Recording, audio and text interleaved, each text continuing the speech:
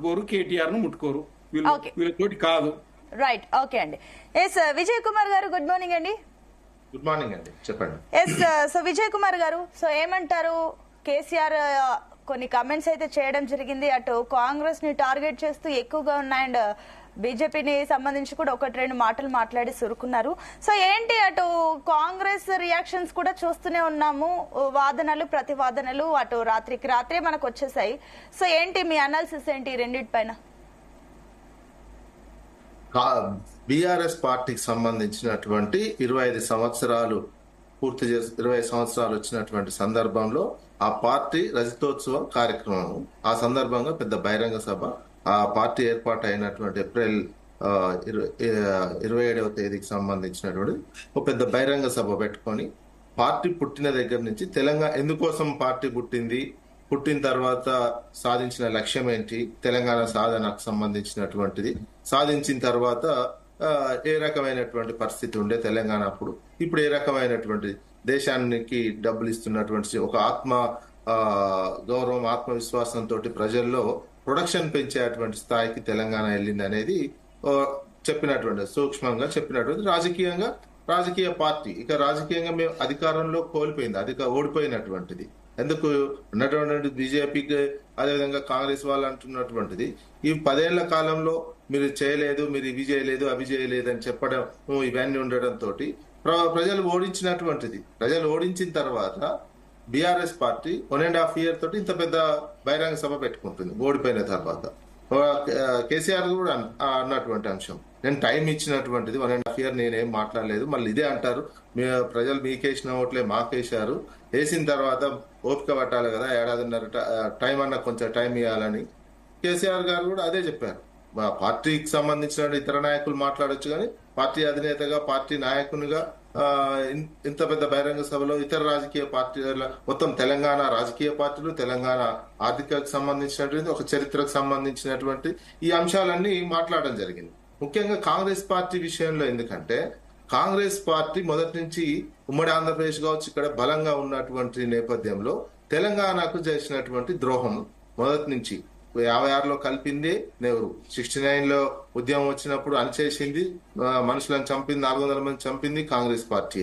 ఆ తర్వాత 2001లో పొత్తు పెట్టుకొని బీఆర్ఎస్ తో టీఆర్ఎస్ తో పొత్తు పెట్టుకుని వెంటనే ఇస్తామని చెప్పి 11 ఏళ్లు ఇబ్బంది పెట్టినటువంటి పార్టీ కాంగ్రెస్ పార్టీ. ఉద్యమం తీవ్రతరం అయిపోయి ఇక పార్టీ అడుగుపోతుంది, ఇటు ఆంధ్రాలో పోతుంది, తెలంగాణలో పోతుంది, ఏ పార్టీ ఇక మిగిలిన కాంగ్రెస్ పార్టీ అన్నటువంటి దశకు ఉద్యమం ప్రజలు తీసుకొచ్చారు. రాజకీయంగా ఇబ్బందికరమైనటువంటి సిచ్యువేషన్, రాజకీయ అనివార్యత తెలంగాణ సమాజం క్రియేట్ చేసింది. అది టీఆర్ఎస్ నేతృత్వంలో చేసినటువంటిది అనేది అందరికి తెలిసినటువంటి అంశం. చేయడంతో తెలంగాణ ఇచ్చినటువంటిది. తెలంగాణ ఇచ్చిన తర్వాత వీళ్ళు 10 ఉన్నటువంటి సిచ్యువేషన్ అందరికి తెలుసు. అప్పుడు ఉన్నటువంటి జిఎస్డిపి అంతా అప్పులతోటే వచ్చినటువంటి రాష్ట్రం, అప్పులతో వారసత్వంగా వచ్చినటువంటి అప్పులతోటే వచ్చినటువంటి రాష్ట్రం. ఈ అప్పులు ఏ రకంగా చేశారు? అప్పుడున్న జిఎస్డిపి 4.5 లక్షల కోట్లు అయితే తెలంగాణ వచ్చి 10 ఏళ్ల తర్వాత ఇప్పుడు 15.5 లక్షల కోట్లకు పోయింది. 4.5 లక్షల కోట్ల నుంచి 15.5 లక్షల కోట్లకు. అదేవిధంగా అప్పులకు సంబంధించి కూడా 7 లక్షల కోట్లు, అంటే బడ్జెట్ అప్పులు వేరు, కార్పొరేషన్ అప్పులు వేరు, అన్ని కలిపి చెప్తున్నటువంటి నేపథ్యంలో 7 లక్షల కోట్లు ఉన్నాయి అనేది. మరి నీకు 15.5 లక్షల కోట్లు ఆస్తున్నప్పుడు 7 లక్షల కోట్లు అనే అప్పు అనేది అది పెద్ద విషయం కాదు. జిఎస్డిపి పర్సెంటేజ్ చూసుకున్నా, మనం దేశవ్యాప్తంగా అప్పుల పర్సెంటేజ్ చూసుకుని 23వ రాష్ట్రంగా 24వ రాష్ట్రంగా ఉంది. అది పెద్ద ఆర్థిక క్రమశిక్షణతో ఉన్నటువంటి అప్పు అనేది పార్లమెంట్ లో చెప్పడం జరిగింది, ఫైనాన్స్ డిపార్ట్మెంట్ చెప్పడం జరిగింది, ఇవన్నీ ఆర్బీఐ కూడా చెప్పడం జరిగింది. ఇక డెవలప్మెంట్ యాక్ట్ బీజేపీకి సంబంధించినటువంటి ప్రైమ్ మినిస్టర్ కూడా అనేక సందర్భాల్లో తెలంగాణ ఒక అభివృద్ధి వైపు నడుస్తుంది, తెలంగాణ రాష్ట్రం ఏర్పడిన తర్వాత చంద్రబాబు నాయుడు ఇంకో రకంగా చేస్తుంది, అప్పుడున్నటువంటి ముఖ్యమంత్రి కేసీఆర్ గారే ఒక అభ్యుదయం వైపు, అభివృద్ధి వైపు ఆలోచన చేసి అభివృద్ధి చేస్తున్నారని పార్లమెంట్ లోనే చెప్పడం జరిగింది. చెప్పగానే అదే సందర్భంలో తల్లిని చంపి బిడ్డనిచ్చిన అన్నటువంటి సంఘటన కూడా ఉన్నాయి ప్రైమ్ మినిస్టర్ గారు. ప్లస్ ఇక్కడ విభజన చట్టానికి సంబంధించినటువంటి అంశాలు ఇక్కడ ఇంప్లిమెంటేషన్ జరగట్లేదు. అదే ఇప్పుడు ఆంధ్రాలో ఎట్లా జరుగుతున్నాయో చూడండి. ఇక్కడ వరంగల్కి వచ్చింది శంకుస్థాపన చేయటానికి, 10 సంవత్సరాలు పరిపాలించి లాస్ట్ మూమెంట్ లో ఎలక్షన్లకు పోతున్నటువంటి సందర్భంలో అది కూడా కోచ్ ఫ్యాక్టరీ కాకుండా అది వేరే రాష్ట్రానికి పోయి వరంగల్ శంకుస్థాపన చేయడానికి వచ్చారు తప్ప 10 సంవత్సరాలు అంటే అది ప్రారంభించాలి. చట్ట ప్రకారం ఒరిజినల్ గా ఫ్యాక్టరీ ప్రారంభించాలి.